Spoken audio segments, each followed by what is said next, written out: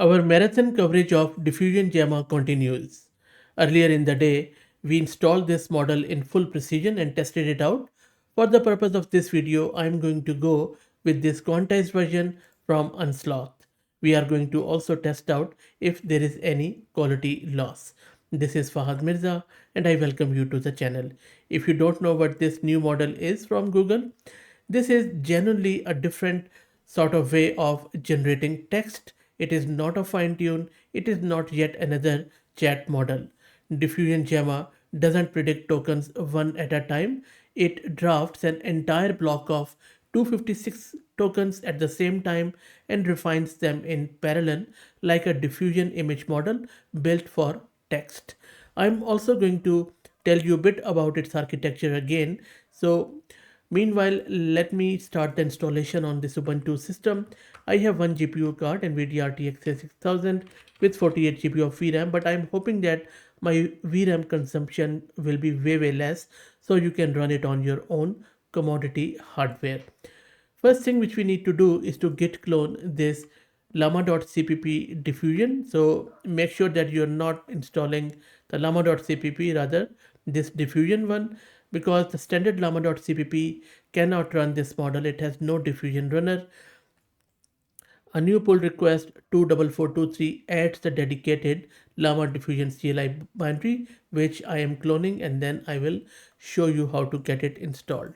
So let's wait for it to get cloned. And meanwhile, I have just started a weekly AI newsletter which you can subscribe for free at fahadmirza.substack.com.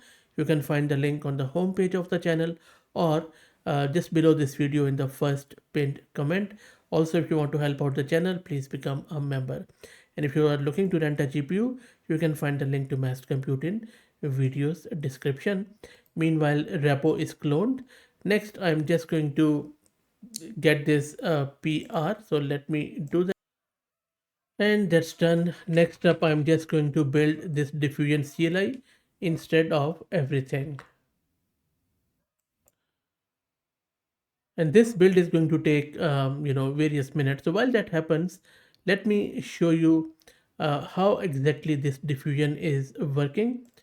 If you look at this visual, every LLM you have ever run is a typewriter. In very simple words, one token, then the next, left to right, no going back. Diffusion Gemma starts with a canvas of 256 random garbage tokens and iteratively denoises them all at once. Confident tokens lock in first, uncertain ones get re-randomized and retried. The whole block snaps into focus together. So this is what Diffusion Gemma is doing behind the scene. I have also gone into way more detail in my other video which I just showed you. This Diffusion Gemma one, there you go. It seems build is taking a lot of CPU, so I will let it run anyway. So this is a video I'm talking about, so please do check it out. The build is done. Took around more than 1 hour, though all my 6 CPU cores were really pumping on it anyway. So next, let's download the model. I'm going to go with this Unsloth Q4 KM. If you want, you can go with Q6 or Q8. By the way, Q4 KM means here each weight is stored in 4-bit precision using a K-count method with medium quality tuning, smallest usable count at 16.8 GB. Some quality loss is expected, but still very capable for most tasks. Let's see how it performs. Let's wait for it to get downloaded. And the model is now downloaded. You can also run the chat session by simply running this llama.cpp diffusion. Here the parameters are quite straightforward. NGL offload all 99 layers to the GPU, nothing runs on CPU. Whereas the CNV simply means multi-turn conversation mode. This keeps chat history between messages, and -n is maximum tokens to generate per response. You can also increase it for longer outputs.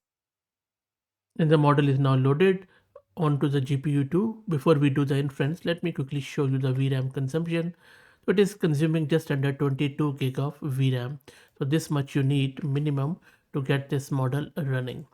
Okay, so now let's do the inference. I'm just going to first give it a very simple prompt. Let's just say hello to it.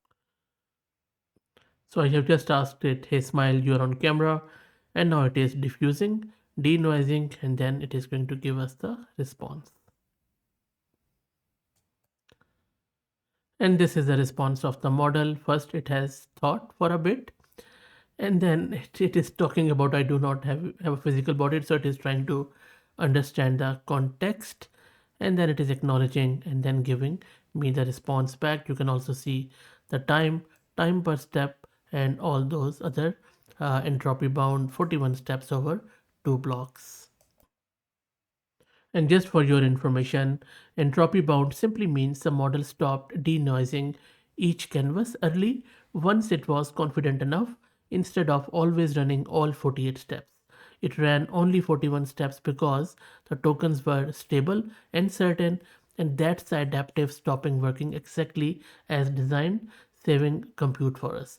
2 blocks simply means that your 2048 tokens request was split into 2 canvas blocks of 256 tokens each. The model denoised block 1, committed it to the KV cache, then denoised block 2. That's the block autoregressive process we have checked out earlier in this diagram which I showed you. Also, if you notice, a thinking channel is also visible. So we can see it reasoning through how to respond before giving the final answer, and that is basically this thought channel block working live in front of you. Okay, so first let's do a coding task, same as we did with this full precision one in this video which I showed you. I asked it to build a single HTML file that simulates real-time tectonic plate movements on Earth, and then there are a lot of canvas rendering, some cascading style sheet, and few bits and pieces here and there. And let's see how it goes. And it is going to save it in this Q4 HTML file. Let's run this. And it is working. Let's wait for it.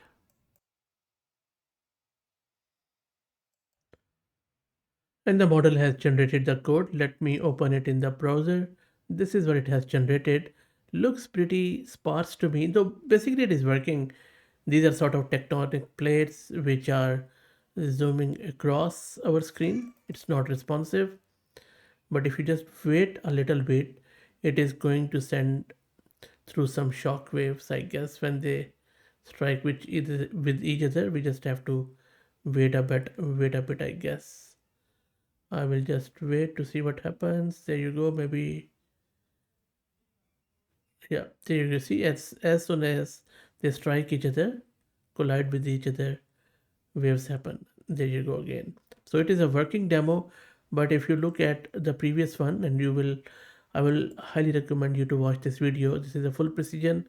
You see how much better that is. Okay, that got closed. There you go. Okay, sorry, I'll just go back. Anyway, you can just watch this video for the full demo. It was very rich, very detailed, and it had all the ingredients within it. So there is definitely loss of quality in this quant. Plus, it is working. It is not really erroring out, but there is a huge loss of quality. Next, I'm going to do an OCR on this handwritten letter. So you can see on your screen. For that, I'm going to create this prompt file because it is easier to give on my diffusion CLI. I haven't really built the server. It takes long time. So I'm just going to go with CLI. So this is my prompt file where I'm asking it to do the OCR on it. And this is my image. And let's see how it goes. Okay, it seems image is still not supported in this one. At the moment, seems like only text. Maybe I can wait for some time and then we can do another video on image and video generation. I have launched the CLI again. Let's see if this 4-bit quantized 16.8 GB model can handle graduate level atmospheric physics. So you can see I am asking it to explain me the concept of vorticity and the role it plays in tropical storm formation. It is diffusing. Let's see whether the quality drop from full precision it is noticeable on this very domain specific scientific technical question. Model has given the answer and it is quite impressive for a 4-bit quantized model. If you read through it, it very correctly covers relative versus absolute vorticity, and after thinking a lot, and it also gives us some information around Coriolis zero point at the equator, angular momentum conservation, and wind shear as a disruptor. All very structured, accurate at graduate level. If you just scroll through, and I will also let you share your thoughts if you already knew about this concept, and I'll just scroll down. So look at this line. This gives us a hint of token per second, which is just 26 token per second. So this is one thing I have noticed in full precision. It was giving us, you know, hundreds of tokens per second, but not in quantized version, because maybe there are 5 blocks, 256 token. So what I have done is I have just multiplied 5 blocks with 256 tokens, and that is how I got 1280 tokens in 78.4, and that is how I calculated token per second. So quite slower than full precision, but maybe um, Q4 single A6000 instead of H100, but still I was expecting bit more out of it. Let's do a final multilingual test. So for multilingual, I have asked it to translate this sentence: bridal dresses are overrated. And I'll just go up, and these are all the languages which it has to cover. Let's see how it goes, and we will check out how it does with reasoning. And here is the fun thing: though I already had given it languages, but model was unable to get all these languages for some reason, maybe some formatting thing. I will give it the languages again, maybe in one line. So I have just pasted everything together. Hopefully it is going to do it now. The model has come back with the response, but I can immediately see that it is solid on major languages but falls apart on low resource ones. Like, for example, if I just go through it, you can see that Wu Chinese and Mandarin are identical. The model has no real distinction, which is an error, which was not the case in the main model in the full precision one. Also, the Indian regional language Kannada has a Chinese character embedded mid sentence. Greek output is also garbled with repeated characters. Cambodian Khmer or Khmer mixes Thai and Khmer scripts in the same word. Other than that, some Pakistani regional languages like Balochi, and then from Europe, the Gutnish, and some other languages are quite hallucinated. But as far as main languages are concerned, I think it has done a good job. And of course, the quantization is also amplifying these weaknesses, which the full precision model handles better. I think Portuguese is also not that good. Same goes for Polish, I guess. But let me know if you have if you are the Polish native speaker. There are a few other things here and there, but as I said, most of the main languages are solid. Let me know your thoughts, but now you know what is the difference between the main full precision one and this quantized version one. Please share your thoughts in the comments. Please follow me on X if you're looking for AI updates. And again, please try to become a member if you want to support the channel. Thank you for all the support.